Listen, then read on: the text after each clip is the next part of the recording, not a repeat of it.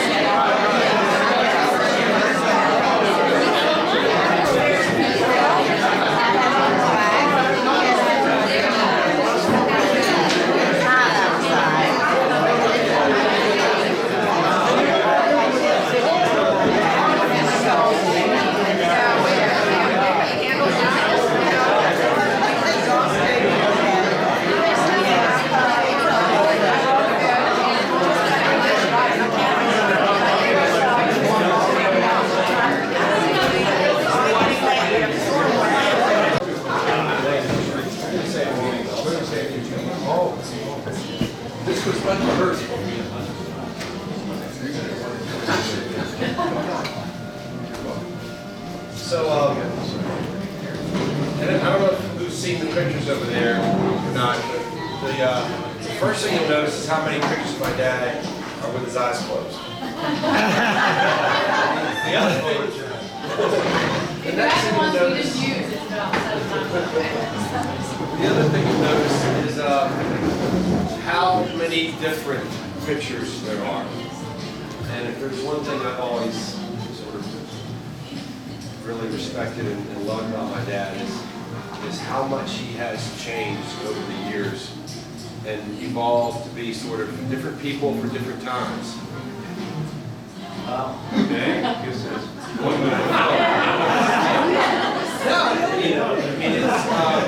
No, we always learning, always figuring out a new thing, learning something new, doing something different, and always, really being an example for me of somebody who never took no for an answer or never said, look, there's the end of the road. I can't go anymore. I'm going to figure out a new way. And Dad, for me, also has always been somebody who, there was never any question any time in my whole life.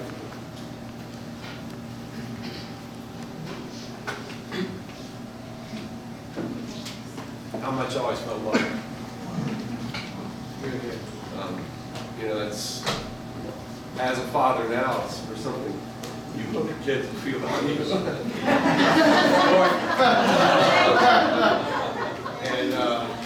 And there was, we've been through a lot over the years, and so it wasn't always easy, and Dad was always awesome. And so, anyway, that's my speech. I'll let Ted go. You're here. You're here.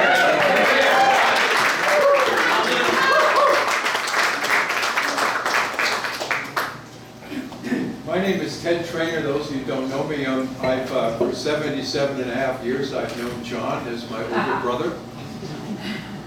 We went through the school right through college, 2 years behind him all the way. We've come, I don't know, probably the furthest to come down here from Kennebunk, Maine. And we've been here before, but it's a great opportunity to come down. But we came further for another event in 1982 when Johnny and Charlotte were married. At that point, my wife Leslie and I were living in Japan. And I was in a meeting in Bangkok. And so we heard they were getting married, and Johnny said to me, "Could you be my best man?" No problem. So I got on a plane from Bangkok. We flew directly to Nashville. Had the wedding. The next day I was on a plane back to Bangkok, and Leslie flew in from Japan.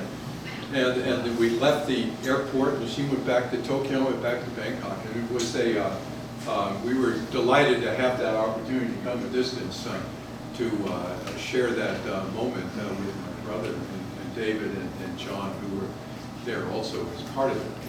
So I give a toast to my brother. We are not the same kind of people, but like most of the families, we differ on various points, but you scratch that away pretty quickly when you talk about a family, and it is my only brother. And I'm deeply moved the opportunity to come down here and share this moment with him and his family. So I did with all of you as friends. So I have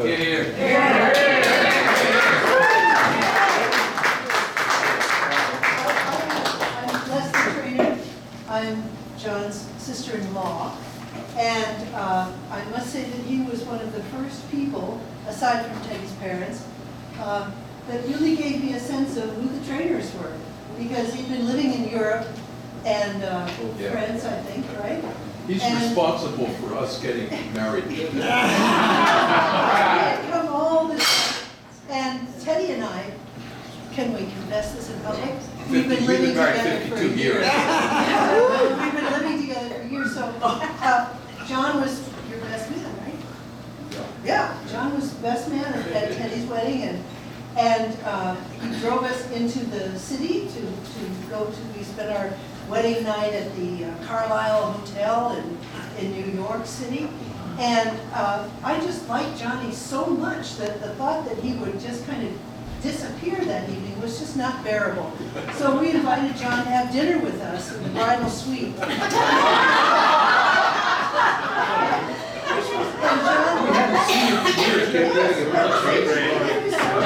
John, please tell us you said no. So we heard a knock on the door very quickly because, you know, the Carlisle takes pride in its service. And we opened the door and there's somebody with another glass of another champagne glass. And they said, "I'm sorry, but it's very irregular to need a third glass of champagne." Otherwise, we would have had it. And we had a wonderful, wonderful meeting. And I say, Teddy and I had been living together for a year at that point, but we're still at it. And John Trainer, this John Trainer, rose for me to be a kind of presence of what I was stepping into in the Trainer family. And I've always been grateful to John for his appearing out of his European world into the Bedford Golf and Tennis Club to be Teddy's best man, because you were my best man too. And you've always been a source of connection and love to me. And I've always loved you for that. Here, here.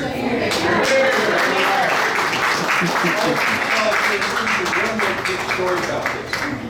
Leslie and I fell in love with her real fast in 1964, and then there was a hiccup in there, and Leslie went this way shortly before the wedding, and I was devastated. And so my brother was living in Paris, and so I wrote my brother saying I met this really wonderful girl and this and that, and I was telling her all about him about her. And that she'd left him, and I was devastated, and it was all over, and I was very unhappy. And that I was, this story changed. There was the cancellation of the wedding. So anyway, so I was very unhappy about that. So I write my brother, and he writes back very quickly, says, "Don't lose this girl, don't lose this girl. She's a jewel," and he never met her. And so it was this powerful letter that had a big impact on me because I was only sort of out of touch with her for a week. And so my brother wrote back real quick, and the reason was that Leslie had a boyfriend before me. Whoa. And that he had gone to Paris to live, and he had a motorcycle like my brother did. And so these were two Americans in Paris with the motorcycles, and they were, Jack, the other fellow before me, was telling my brother about this girl that he knew. And so my brother gets the letter and realizes it's the same girl, but he'd been hearing about her from the old boyfriend. So he wrote back to John, he said, "Teddy, don't drop your dude in." I'm very dutiful. I've been 2 years behind him all my life. I said, "Yes, Johnny," and so 52 years later.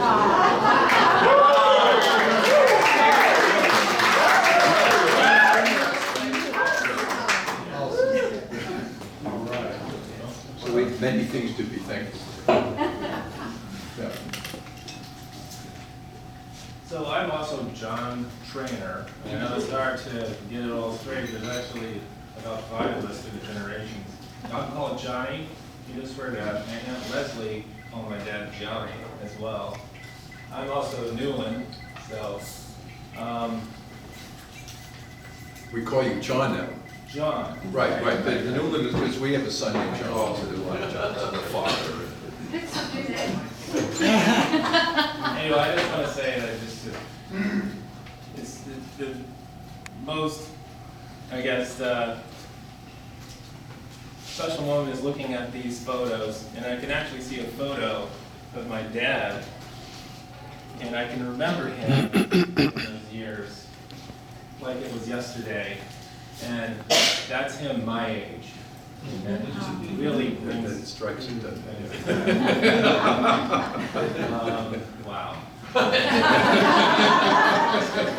A lot better looking than both of us. Right.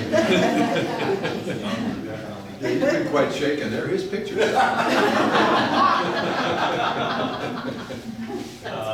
Anyway, my dad is full of many special gifts. And one of the connections he and I have always had is music.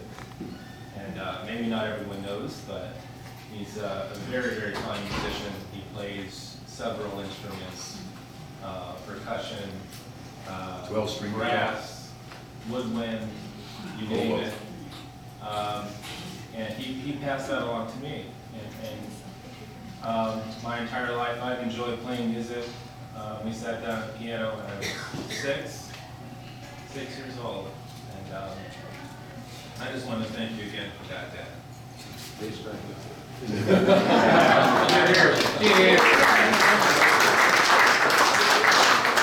On a little bit of a lighter note, I was the first girl lucky enough to marry him to the John Trainer family. And so this has been a very big, a lot of man things going on. Charlotte was kind enough to look at me and say, "Oh dear, stick with me." Over the years, John has been amazing, and he has come to me at various points and said, "Is David getting you any trouble?" and I've said, "Well, not really. You're okay." And he was like, "Well, you just let me know because I'll take care of it." So he has gotten a little more comfortable with the girl side of things. Despite all the boy grandchildren we've managed to pass on.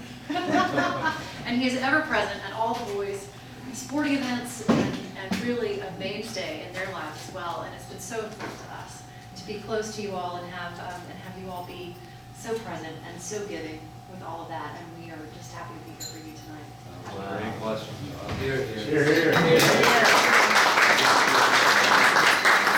Three big guys, right? Y'all met my grandchildren? Yes.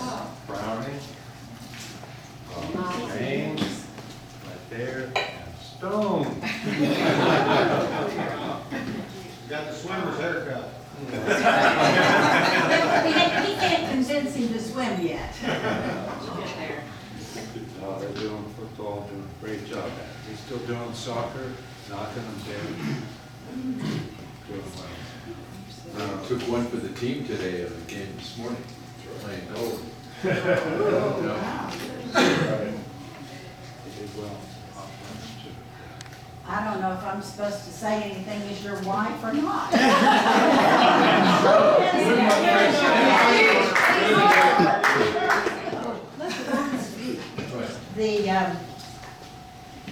The year we met, I actually wasn't sure I wanted to date anybody anymore.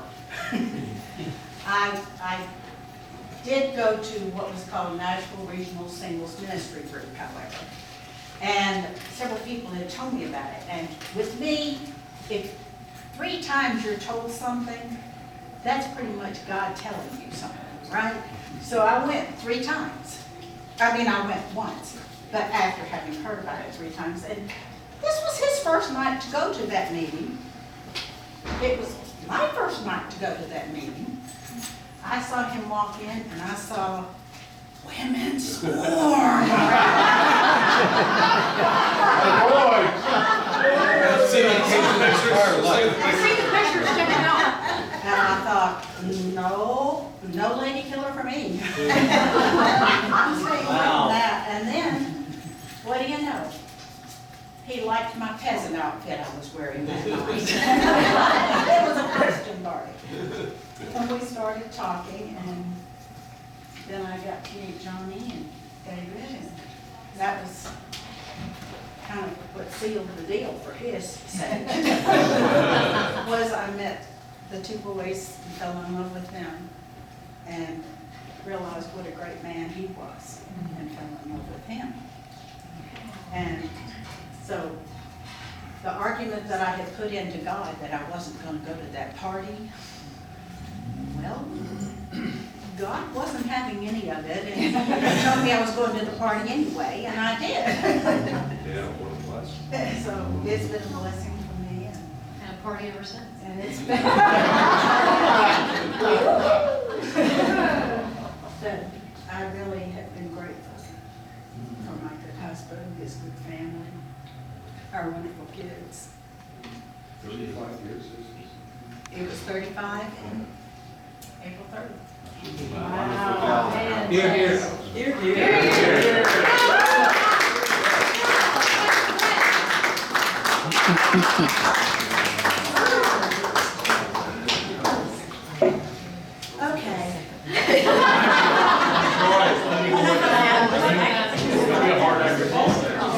A young man come to my house and they were anywhere from 18 to, at the time I think you were like 76. And we have always loved John's Mercedes.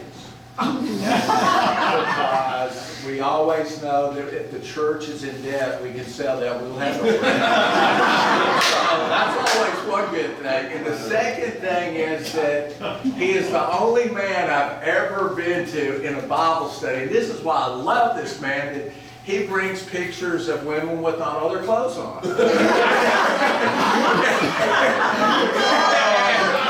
It's awesome. I mean, it gives me something to repent about, Pastor. I confess and repent every time John brings his camera, and that's on.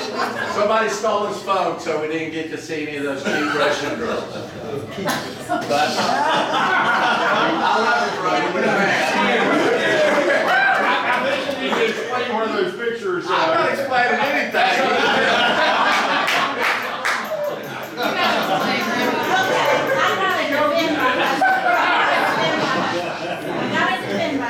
I was there when those pictures.